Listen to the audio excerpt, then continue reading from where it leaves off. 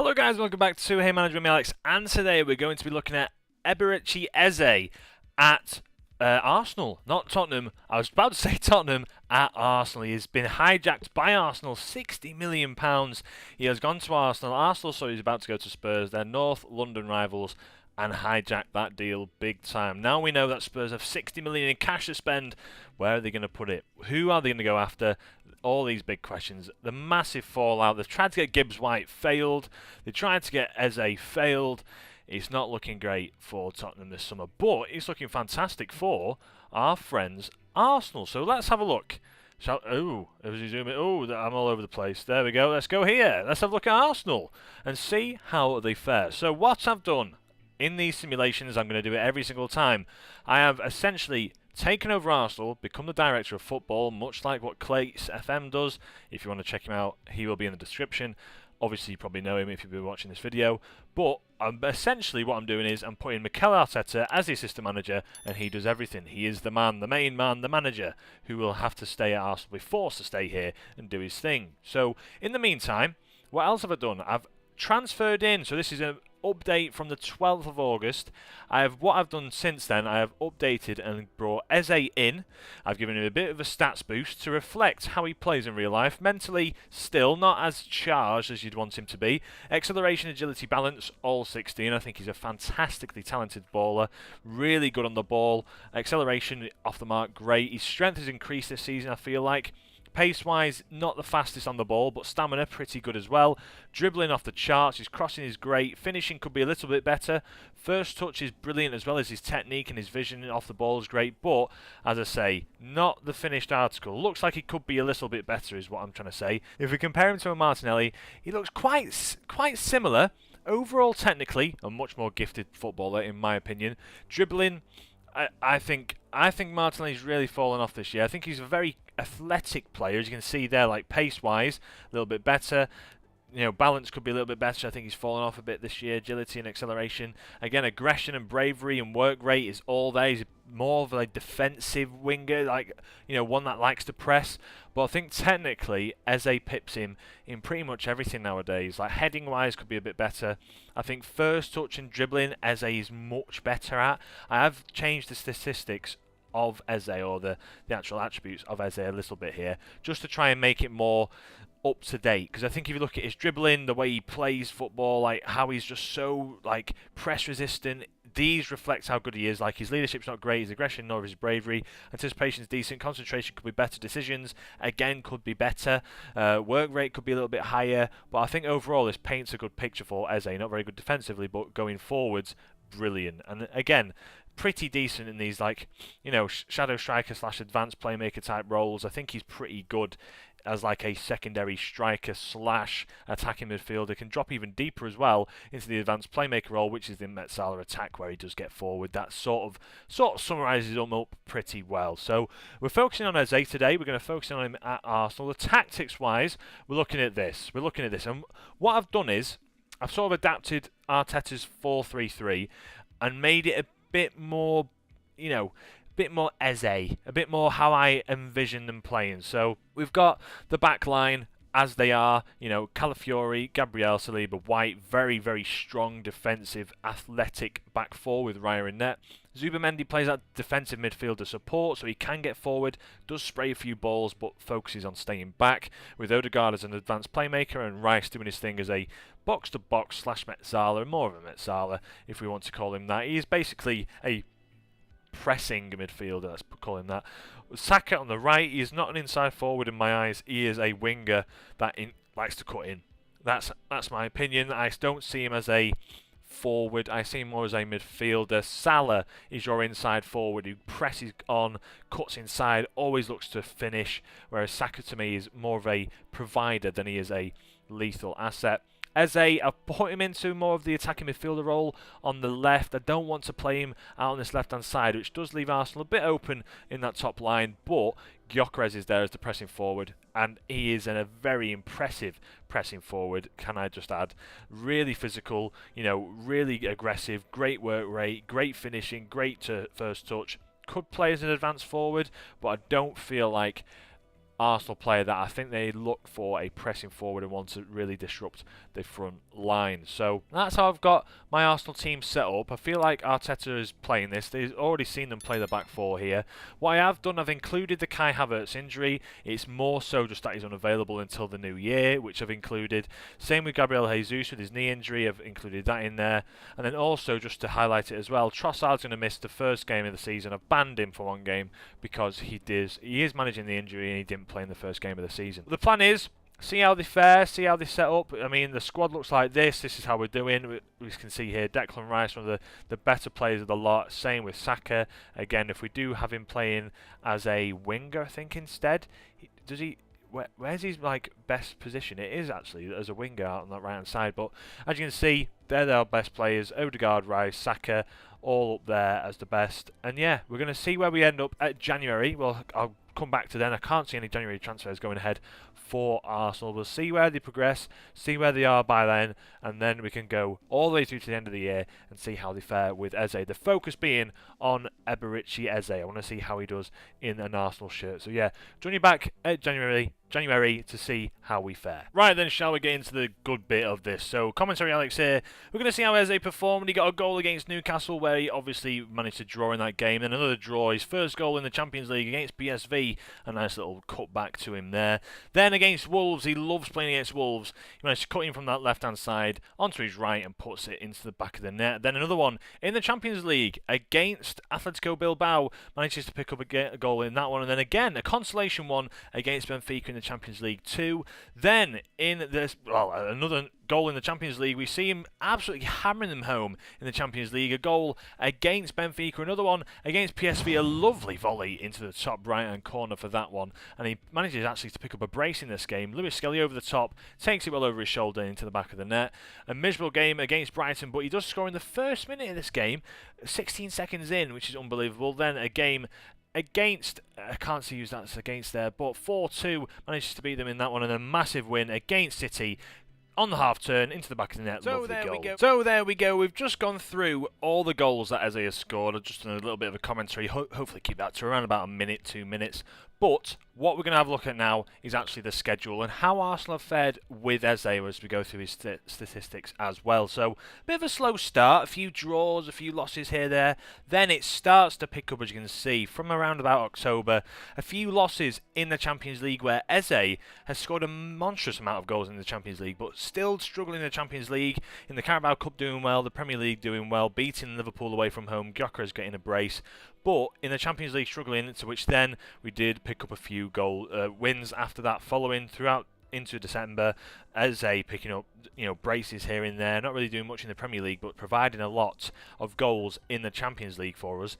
Then in December we had an absolute momentous time in the Premier League. We managed to win, 6 games out of the 7 we played. We beat Bilbao. We then lost in the quarter-finals of the Carabao Cup to Liverpool. On penalties it was on penalties, with Declan Rice missing his penalty, Eze scoring his. And then a massive 4-0 against Manchester City at the Emirates Stadium. Norgard scoring, the new signing as well. Eze getting in there on the score sheet in the 57th. And then we went on to win the game. So, at the midpoint, we're looking at around about being, one of the top teams in the Premier League. We're second at the moment, typical of Arsenal. But we do have the game in hand against Aston Villa, where we do need to win that game to go above them. But for now, we're doing all right. Competitions-wise, again, Champions League, we're not looking great. We actually didn't qualify for the Champions League. We reached the quarter-final. We're meant to reach the quarter-finals. Eze getting 7 goals altogether. I think he'll be up there. Yeah, he's joint third top goal scorer. Or joint second, top goal scorer in the Champions League, which is crazy, all things considered. But yeah, we didn't do enough to actually advance in that competition, so we're knocked out. Typical of Arsenal, really, to be honest with you. In the FA Cup, we're getting up to the interesting part. We're against Leeds now at home. And then in the Carabao Cup, 4 goals and 2 assists as our top contributors in the Carabao Cup. We have been knocked out in the quarter-final by Liverpool. So overall for Arsenal, not brilliant, but, progression. And if we have a look at our main man now, our main man that we want to be looking at, it's Eberechi Eze. How has he fared? Let's have a look at the player performance, shall we? Or even his stats. Stats will be the best one to look at. So across the board, we're looking at 24 overall appearances, 11 goals, 4 assists. Expected goals is exceeding that. Expected assists is exceeding that. So contributions-wise, we're looking at 15 goals in 24 games, which is very, very good in 2 player of the matches. So overall, looking pretty good. In the league itself, only 4 goals with 3 assists. Not really doing too well. Average rating is quite low, but in the Champions League, he has been showing up. And if we look at his form over the last however long, 20 matches, he's been playing that attacking midfielder role on the left-hand side. As you can see through most of the games he plays, he actually does contribute a fair amount, and he is looking very, very good. You can see here against Crystal Palace, only played the full match pretty much at 6.5, but his expected goals is a 1.11.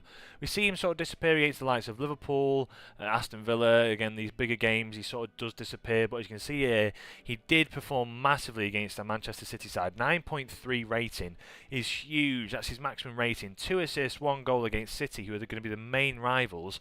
I think that's a very, very impressive way to look at things. I think it's really, really good. So for me, that's how I see Eze doing. I think Arsenal as a whole are looking pretty decent. If you look at Eze in comparison to the rest of the side, 11 goals, so contributing the second most amount of goals, 4 assists, so I think he's joint second. I think overall Eze's been a success. I think it's obvious he's been a success.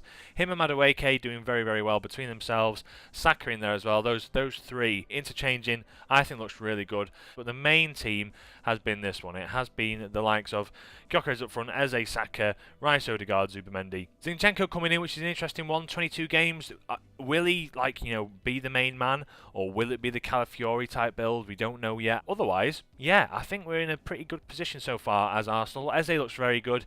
Let's continue to the end of the season. I'll bring you the highlights again, and we'll see how Eze has fared. I really want to see him succeed at Arsenal. I just like Eze as a player. I think he's a pure footballer still. Like, none of the nonsense of pressing. You don't get any of that sort of stuff. He just feels like a flair player, like a Premier League Barclays type of player who is just so good at what he does. I want to see him succeed where he goes. So, yeah, I'll join you back at May, end of the season. We'll see how we've fared, and yeah, let's see how we've done. Back once again just to cover the goals between January and May now. So again, a goal against Fulham puts him on the score sheet in that one, a good win there. Then another great win here, a bit of a bounce off the back I think, but manages to pick the win up against Newcastle. Another huge win here, a goal against Liverpool at home, 4 minutes in.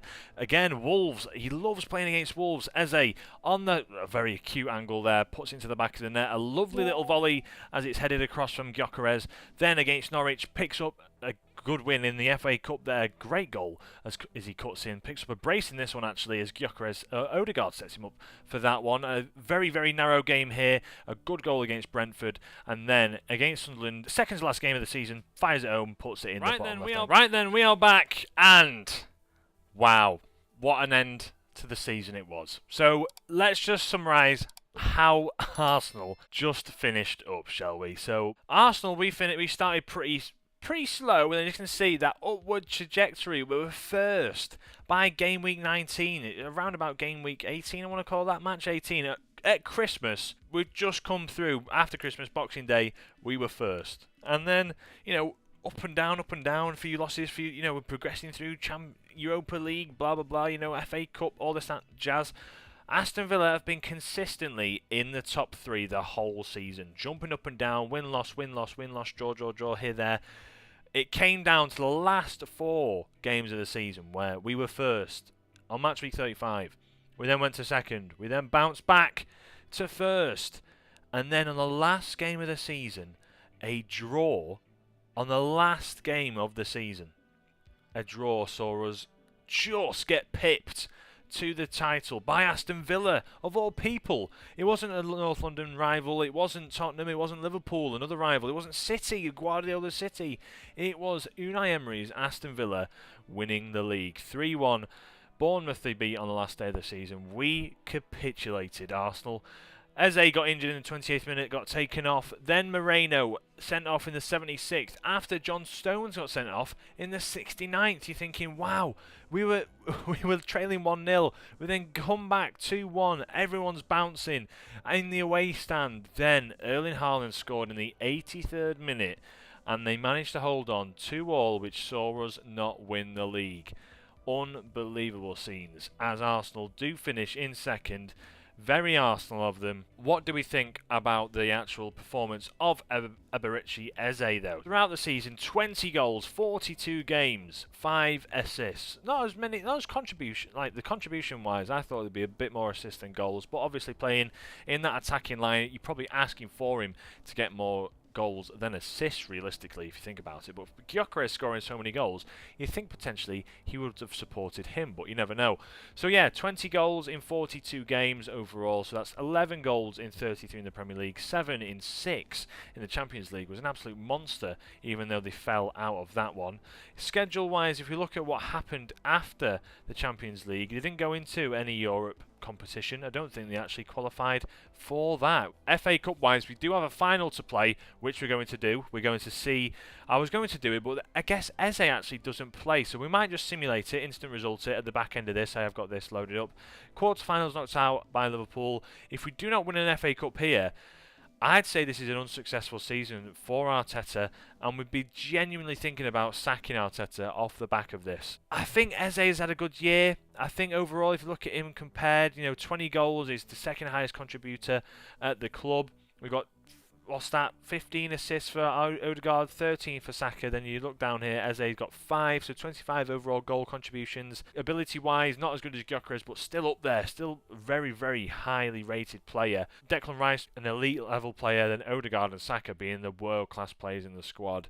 But overall, yeah, I think he played pretty much every single game, Eze. If we look at his history, in terms of medical history, he did pick up a tight groin injury towards the back end of the season. He did pick up a pretty bad injury, a bruised thigh. He was out for 7 days from training around about November. Then sprained ankle ligaments as well that he's just picked up against City, where he's out for 6 days or 6 more days. It's his current injury. Will he actually be able to play? That's the question. So we're going to have a look now. I'm going to let Arteta do his suggested squad, let him bring in who he thinks. What I'm going to do is I'm going to just change it up a little bit, where we're going to see Saka come in for Jesus, because this is how I think it would actually finish. If we did play against Chelsea in the final, let's see how it goes. So we're going to simulate the match. I'm not going to play it out. There's no point really, because Eze's not playing. We're going to simulate it. Let's see how we fare with, obviously, Arteta in charge. Will we win an FA Cup final? That's the question. Arsenal desperate for a trophy. They do it. Jesus off the bench. Maybe he was onto something, was Arteta. But we managed to just about win the game. 3-2 overall. 91st minute goal to see us go through to the extra time, which is crazy. 97th minute goal by Gabriel Jesus, who came off the bench. Big games all around. Gyökeres had a decent game. Saka not so much so. 6.4 rating. Norgard had a shocker as well. Trossard came in. Havertz came in. Pretty decent one all round, but again, Chelsea not performing too well. On their side, Cole Palmer having a very bad game, similar to Saka, to be honest. But Arsenal managed to actually win something as a history milestones. FA Cup winner, he manages to do something big time. So there we have it. Eze finishing pretty well, to be honest. I won't lie to you. Arsenal not winning the league competitions wise. We saw Eze do a fantastic job in the Champions League. He was one of the star players, in all honesty. Gyökeres having a pretty good year as well. In the league, just pipped to it on the final day by Aston Villa. FA Cup winners and Carabao Cup knocked out by Liverpool in the quarter-final. So a mixed bag, a mixed year. Would that be good enough for Arteta? We don't know. Overall, let's just see how we fare. So thank you guys for watching. If you did enjoy the video, please leave a like if you do like these simulations. 298 sub-managers. I need to update that one again, but we are so close to that 300. 2 more sub-managers, and I will be at that 300 mark that I was aiming for by the end of this year early. So let me know how you think that has gone. And yeah, I think Eze is going to be an absolute sensation at Arsenal. He would have been a sensation at Spurs as well, but Arsenal pipped them to that. So yeah, thank you guys for watching. If you did enjoy the videos as ever, please leave a like, subscribe if you are new, and I'll catch you in the next one. From me, Alex, have a great day. Ciao.